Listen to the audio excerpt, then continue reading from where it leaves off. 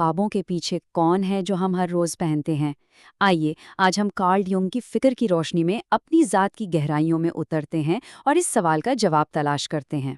یہ سوال ہمیں اپنی ذات کے دو بالکل الگ پہلوؤں پر غور کرنے پر مجبور کرتا ہے۔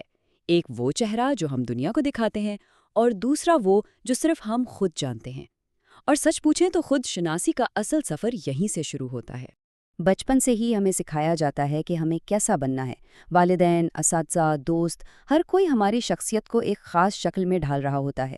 ہم ایک اچھے طالب علم، ایک فرمانبردار اولاد یا ایک قابل اعتماد دوست کا کردار نبھانے لگتے ہیں۔ لیکن کیا یہ کردار واقعی ہماری اپنی ذات کی عکاسی کرتے ہیں؟ کارل یونگ نے اسی سماجی چہرے کو پرسونا کا نام دیا ہے۔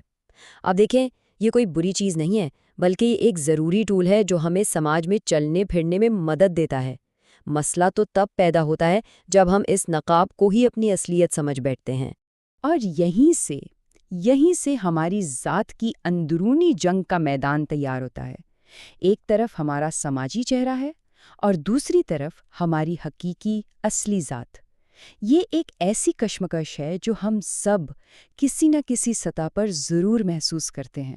تو ایک طرف تو پرسونا ہے جو ہمیشہ دوسروں کو خوش کرنے اور معاشرے کی توقعات پر پورا اترنے کی کوشش میں لگا رہتا ہے، اور دوسری طرف ہے ہماری حقیقی ذات جو ہماری اندرونی سچائیوں، خواہشات اور یہاں تک کہ ہماری خوف پر مبنی ہے۔ یہ ہماری شخصیت کے وہ حصے ہیں جنہیں ہم اکثر نظر انداز کر دیتے ہیں۔ اور یونگ ہمیں یہی یاد دلاتے ہیں کہ خود کو پہچاننا صرف کوئی نفسیاتی مشق نہیں، بلکہ یہ تو زندگی کا سب سے بڑا مقصد ہے، ایک ایسا انعام جو ہر کوشش کے قابل ہے۔ تو اب ہم اس سفر کے سب سے گہرے اور شاید سب سے تاریک حصے میں داخل ہو رہے ہیں۔ یہ وہ جگہ ہے جہاں ہمیں اپنی ذات کے ان پہلوؤں کا سامنا کرنا پڑتا ہے جنہیں ہم تسلیم کرنے سے بھی ڈرتے ہیں۔ ایک لمحے کے لیے سوچیں، وہ کون سے خواب تھے جنہیں یہ کہہ کر چھوڑ دیا گیا کہ وہ پریکٹیکل نہیں ہیں؟ وہ کون سی خوبیاں ہیں جنہیں اس ڈر سے چھپایا گیا کہ لوگ کیا کہیں گے؟ یہی وہ چیزیں ہیں جو مل کر ہمارے سائے کو بناتی ہیں۔ یونگ نے اسے سایہ کہا، یعنی ہماری شخصیت کا لاشعوری حصہ۔ یہ ہماری ذات کا وہ تہخانہ ہے جہاں ہم اپنے خوف، اپنی شرمندگی اور وہ تمام چیزیں پھینک دیتے ہیں جنہیں ہم اپنی ذات کا حصہ ماننا ہی نہیں چاہتے۔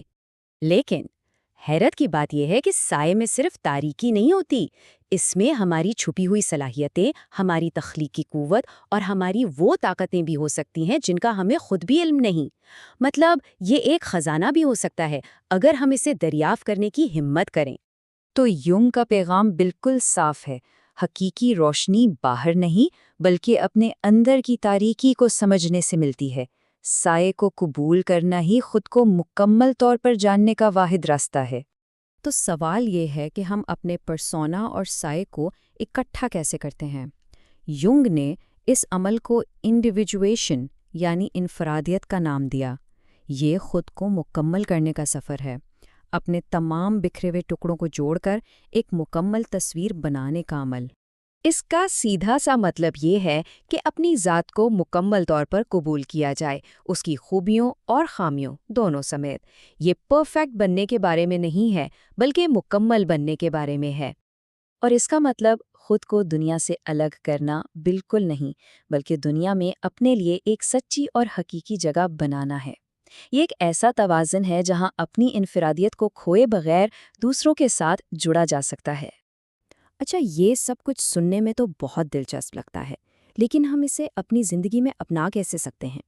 چلیں کچھ عملی اقدامات پر بات کرتے ہیں جو ہمیں اس سفر پر آگے بڑھنے میں مدد دے سکتے ہیں۔